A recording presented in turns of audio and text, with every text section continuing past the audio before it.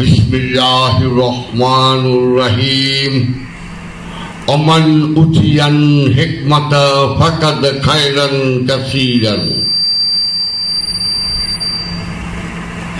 ওয়া এবং মান দান যে যাকে উতিয়ান আতা, আমি বলা ঠিক না, আমি যাকে রহস্যের জ্ঞান দান করলাম তাকে আমি যথেষ্ট রহমত দান করলাম। The mystic wisdom which is bestowed by me, it is a great remuneration.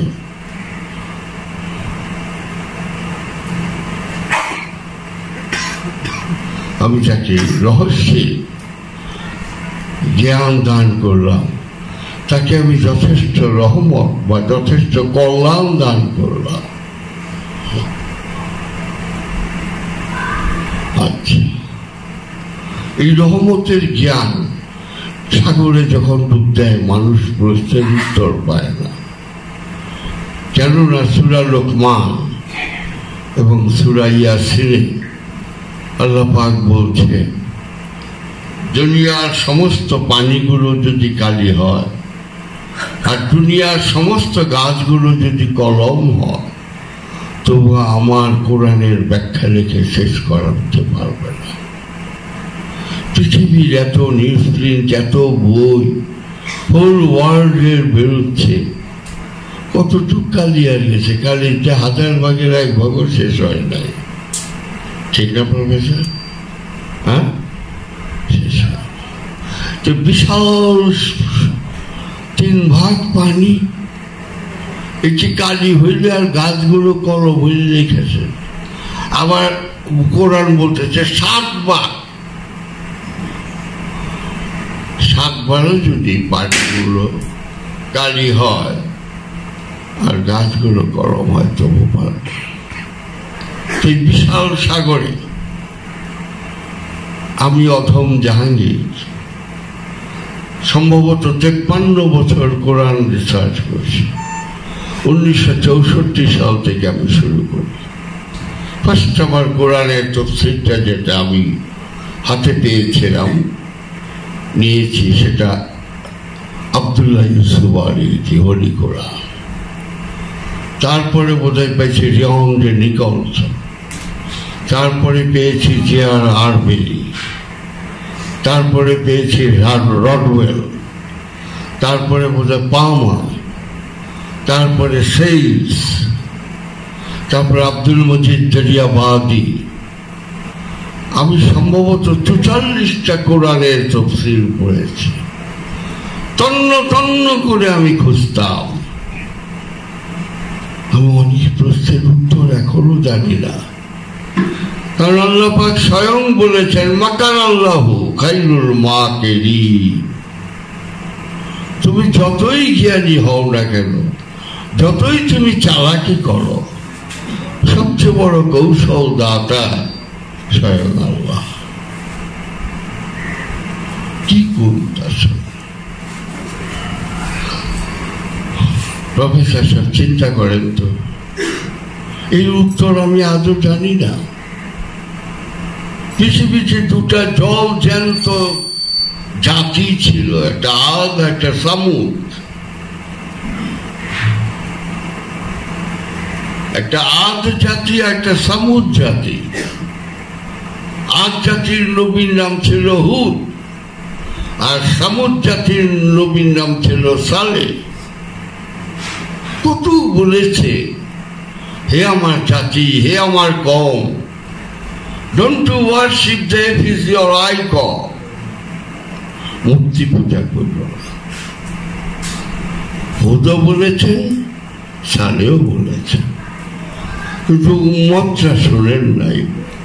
সেই দেশের জনসাধারণ তার কথা ভ্রুক্ষেপ করেন না করার দরুন দেখলো, বললো আল্লাহ আমরা ব্যর্থ হইলাম, পারলাম না। আল্লাহ কি করলেন, আদ জাতি এবং সামুদ জাতিকে ধ্বংস করে দিলেন। এটা কোরআনই আছে, সূরা হুদ, অন্য অনেক সূরায় পাবেন। Totally, two nations were ranked and ruined by the holy hand of Allah. আজ জাতীয় শেষ, সামুদ জাতীয় শেষ। অপরাধ, they were the worshippers of icon or atheism. তারা মূর্তি পূজা করত, বারবার মানা করছে, শোনে না। আল্লাহ বলতেছেন, দেখো নাই আদ আর সামুদ জাতিকে কিভাবে আমি ধ্বংস করলাম মূর্তি পূজার অপরাধে। Can I not say to you, Lord, this অধম জাহাঙ্গীর, আমি কি আল্লাহ তোমাকে একটু প্রশ্ন করতে পারি? আদ আর সামুদ জাতির অস্তিত্ব ছিল, তারও 300-400 বছর আগে ছিল হিন্দু ধর্ম। অখণ্ড ভারত, পাকিস্তান আর বাংলাদেশ সেদিন কইছে নাক ছিটকাইলেই বুঝি, ঠিক না? এই অখণ্ড ভারত, পাকিস্তান, বাংলাদেশ, ইন্ডিয়া নিয়ে হইল অখণ্ড ভারত, যাতে খণ্ডন করা যায়। এই অখণ্ড ভারতে এত হাজার বছর ধরে মূর্তি পূজা হচ্ছে। দুর্গা পূজা, কালী পূজা, লক্ষ্মী পূজা, সরস্বতী পূজা, ত্রিনাথ পূজা, জগন্নাথ পূজা, মনসা পূজা, শীতলা পূজা, কত রকম মূর্তির ভ্যারাইটিস এই অখণ্ড ভারতে হরদম চলতেছে। আল্লাহ পাক, তুমি কি এই অখণ্ড ভারতে দেখো নাই? তুমি আদ আর সামুদ জাতিকে মূর্তি পূজার অপরাধে ধ্বংস করে দিলে, আর অখণ্ড ভারতে তুমি করলে না। তুমি যে বলেছ আমার সাল্লা রাসূলুল্লাহ বিলিসানি কাওমিহি লিবায়্যানাহু, আমি এমন কোন জাতি নাই, এমন কোন সম্প্রদায় নাই যেখানে আমি নবী রাসূল না পাঠিয়েছি। সেই জাতির ভাষায়, সেই জাতির কৃষ্টি কালচারের ক্রাইটেরিয়ার উপরে ভিত্তি করে।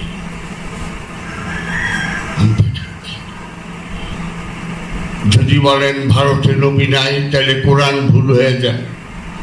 যদি বলেন আছে, কোথায়? ৬০০০ বছর আগে জয়ব মুনি বলতেছেন, হারাং আল্লাহ আল্লাহ রকম বরস অল্লাহ অল্লাং আদলা বুকম এককম অল্লাহ বুকম নিকাতকম পুত্রং অব্দুল্লাহ রসুল মমদং মনং তো মনং নমনং নরকং নিশ্চয়। আমি জয়পুরে এক मंदिर पुरोहित बोलছিলাম, देखो मेरा नबी का बाप का नाम है, मेरा नबी का नाम है कि नहीं है? हम अब्दुल्ला को तुम्हारा नबी का बाप का नाम अब्दुल्ला है, इधर तो अब्दुल्ला है, तुम्हारा नबी का नाम मोहम्मद। हम कहा इधर मोहम्मदन। खानजीर बोला तोड़े जीवने बुझे मने मने कोई तुई आबू जाहेल, তুই আবু জাহেল। সব জাদুঘর ইমান আনলো, আবু জাহেল তো আনলো না। আবু জাহেল ধমক দিয়ে ৩৬০টা জাদুঘরকে বললো, তোরা বোকা, তোরা বল, আমাদের জাদু জমিনে চলে। মোহাম্মদ নাউজুবিল্লাহ এত বড় জাদুঘর যে তার জাদু আসমানেও চলে, মানল না। জাদুঘররা মাইনে রইল, কিন্তু আবু জাহেল যে মানবে না তাকে মানানো যায়। প্রফেসর আপনি কি নিচে আসছেন? কখনো না, আপনি তকদির এখানে নিয়ে আসছে।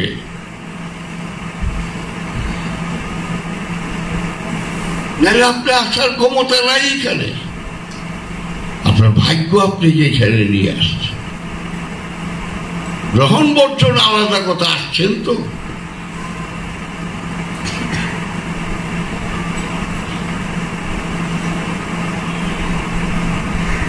এই অখণ্ড ভারতে এই যে মূর্তি পূজা হচ্ছে, এখনো হচ্ছে, ঠিক না? আল্লাহ পাক যদি বলি যে আপনি আজ সমুদ জাতিরে মূর্তি পূজার অপরাধে ধ্বংস করে দিলেন, আর ভারতে এখনো লক্ষ্মী, এই কাল গহনা পরশু কালী পূজা হইল, দুর্গা পূজা হয় না বাবা? এত মূর্তি পূজা হচ্ছে এই ভারতে, তো আপনি ধ্বংস করলেন না। এই রহস্য বুঝতে পারলাম না। This mystic is unknown to me. I don't know. আমি বুঝানি না। তাই জ্ঞানের শেষ কথাটা সক্রেটিস বলেছেন যে জ্ঞানের শেষ কথাটির নাম হলো আমি জানি না। ৫৩ বছর কোরআন রিসার্চ করে আমি ৮১ বছর চলছে, আমি বিরাট কোরআন থেকে একটা জ্ঞান অর্জন করছি। সেই বিরাট জ্ঞানটির নাম হলো আমি কোরআন বুঝি না। ওয়ালা তাসিরু ওয়াজিরাতু বিসরা উখরা ওয়া ইন তাদউ মাশকালাতুন ইলা হিমলিহা। আমি একজনের বোঝা আরেকজনের দেই না। আমি যার যার পাপ পুণ্যের হিসাব তার কাছ থেকে পাই টু পাই নেব। আমি বাপের পাপ ছেলেকে দেই না, ছেলের পাপ বাপেকে দেই না। রাইট? আল্লাহ পাক অধম জাহাঙ্গীর কি তোমার প্রশ্ন করতে পারে? বাপের পাপ ছেলেকে দাও না, ছেলের পাপ বাপেকে দাও না, যার যার পাপ পুণ্যের হিসাব তার কাছ থেকেই নেবে। রাইট? বোঝার জন্য ঠিক আছে। আল্লাহ পাক প্রথম মানব আদম, ভুল করলেন না, মানুষ অনেক আছে কিন্তু রূহ ছিল না, এই ভুল করে। বন মানুষ ছিল, they are all the owners of faculties and senses, not the spirit of the command of the Lord. তারা নফসের অধিকারী ছিল, রূহ ছিল না। যে মানুষটির মধ্যে প্রথম অনুফাক্তু মিন রূহি, যার মধ্যে প্রথম রূহ উৎকার করলো উনি আদম। কোরআন বলেনি অনুফাক্তু মিন নাফসি, কোরআনের এক জায়গাও নাই। নফস উৎকার করেন আল্লাহ, রূপ উৎকার করেন।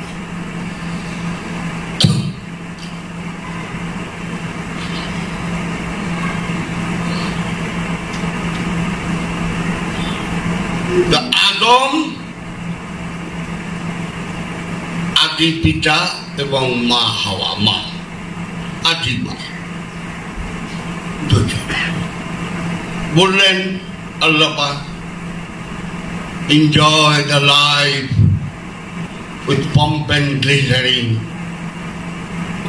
যা চাও আনন্দ করো, মৌজ করো, থাকো, but remember, don't taste that tree was zakka shajara.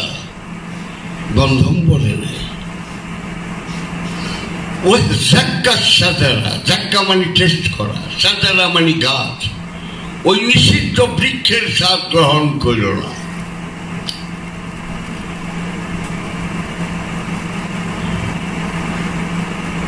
যদি করো তাহলে আমি কিন্তু দুনিয়া নামক একটা সেন্টার জেল বানিয়ে রাখছি।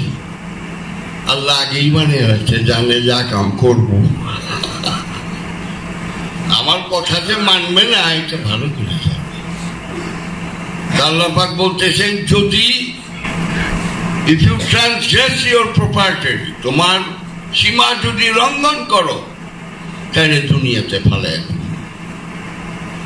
দুনিয়া একটা সেন্টার জেল।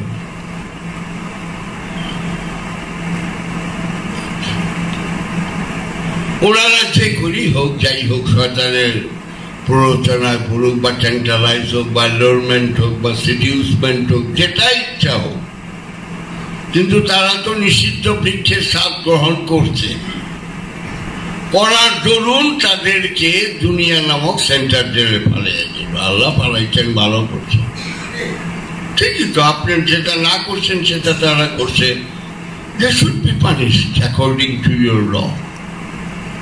আচ্ছা, কত কাণ্ড কাহিনী, চাইতেই হবে দুনিয়া।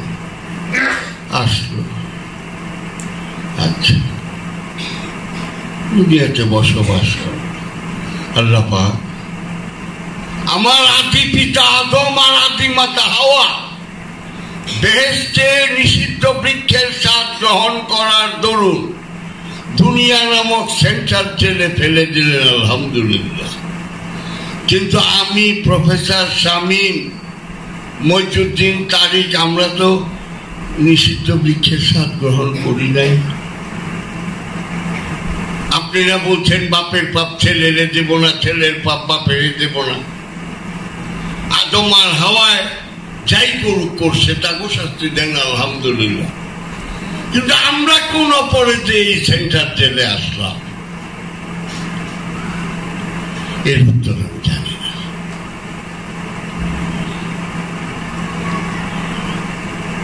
কিছুটা হয়তো ওই আমার নাহিদ সাহেব একটা বই ছাপাইছে, মারে পথে কি ভেদ অজানা, কিটা গোপন রহস্যের অজানা। এই বইটা TNT ডাইরেক্টর জেনারেল ছিলেন আমার ক্লাস ফ্রেন্ড, বগুড়া জেলা স্কুলে আমরা একসাথে পড়েছি, 5, 6, 7, 8, 9, 10-এ উঠছিলাম। তারপর তো বাবা চিটাগাং বদলি হয়ে গেল কলেজে, হাই স্কুলে, সেটা আলাদা।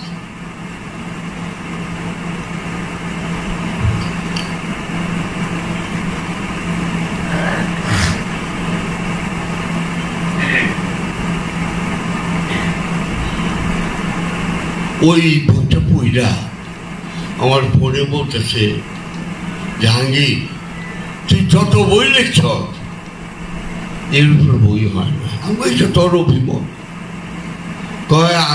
আমি কয়েকবার পড়ছি বইটা, আমি নিজে ছাপাইনি, ছাপাইছে নাহিদ। তোমরা যদি জ্ঞানের কিছুটা সামান্য হলো যে জানবার তোমরা আকাঙ্ক্ষা থাকে, ওই বইটা সংগ্রহ করলো তোমরা, যদি তোমাকে মন চায়।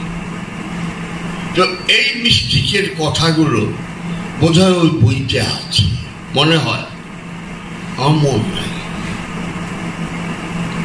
তো তুমি বলছো বাপের পাপ ছেলেরে দেবো না, ছেলের পাপ বাপেরে দেবো না। আদমের ছেলে তো আমরাই, আমরা তো পাপ দিবার কথা না। আমরা তো গন্ধম খাইনি, মানে নিষিদ্ধ বৃক্ষের স্বাদ গ্রহণ করিনি, আমরা জান্নাতেই চাইনি।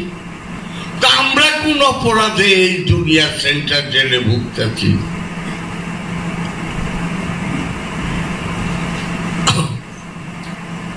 এর উত্তর আমার জানা নাই। যদি জানাও থাকে আমি বলবো না, কারণ নাই বললে মিথ্যা হয়ে যায়। যদি জানা থাকে আমি বলবো। আচ্ছা আল্লাহ পাক নিউটনের যে সূত্র আবিষ্কার হয়েছে, আপনি জমা নিউটনের সূত্র সার্বজনীন সত্য। Every action has an exact and equal opposite reaction. প্রত্যেক কাজের বিপরীত প্রতিক্রিয়া আছে।